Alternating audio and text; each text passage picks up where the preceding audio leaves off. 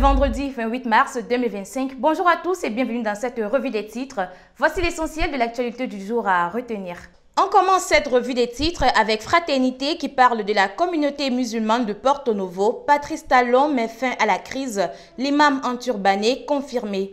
Toujours dans ce même journal, Nicéphore Soglo en visite à la cité de Huedo. L'ancien président salue les progrès du Bénin en matière de logement social. Bénin Intelligent informe de la célébration des 50 ans de la CEDEAO, opportunité de renforcer le volontariat en Afrique de l'Ouest. Le même journal parle de l'engagement citoyen, le programme Redevabilité entre dans une nouvelle phase. Loi sur la chefferie traditionnelle, une avancée majeure pour le Bénin, placard de Le Progrès en manchette de sa parution. Ce même journal parle de l'enseignement primaire, secondaire et supérieur, le calendrier des examens disponibles. On continue avec Matin Libre qui parle de la politique nationale, Luc Atropo recadré. Toujours dans ces mêmes colonnes, organisation de la CAN U20 2025, Égypte, le nouveau pays hôte. On poursuit avec Du Coin Info qui informe sur la deuxième édition du Festival des Arts et Cultures d'ici et d'ailleurs. Le maire d'Almeida lance 3 jours de démonstrations artistiques et culturelles inédits. Ce même journal est titré « Formation professionnelle et technique, la meilleure solution pour dribbler le chômage ».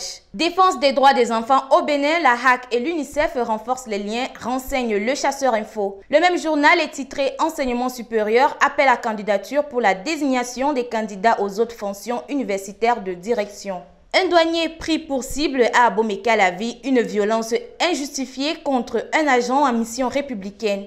C'est le grand titre de Le Paraclet. Ce même journal est titré « Justice, gouvernance démocratique, éducation civile et électorale ». Le ministre Yvon Dechenou lance la phase 3 du programme Redevabilité. On enchaîne avec Prime News Monde qui parle de la morgue de Lokossa, les populations invitées à retirer les corps abandonnés depuis plus de 4 ans. Toujours dans les colonnes de ce journal, à Abomey-Calavi, 4 enfants perdent la vie dans un incendie domestique. Accélération des travaux de construction de l'hôtel de ville de Porto Novo, Patrice Talon joint l'acte à la parole, informe l'emblème du jour. On reste toujours avec ce journal pour parler de la célébration en différé de la GIF à Achupa ce jour. Les femmes de l'UPR en conclave pour une dynamique victorieuse.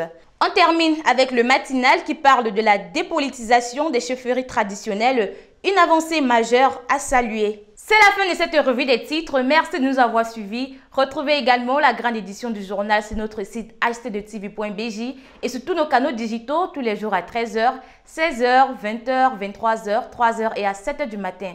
Sachez, chers internautes, que la vie est un voyage, pas une destination. Très bon début de week-end à tous.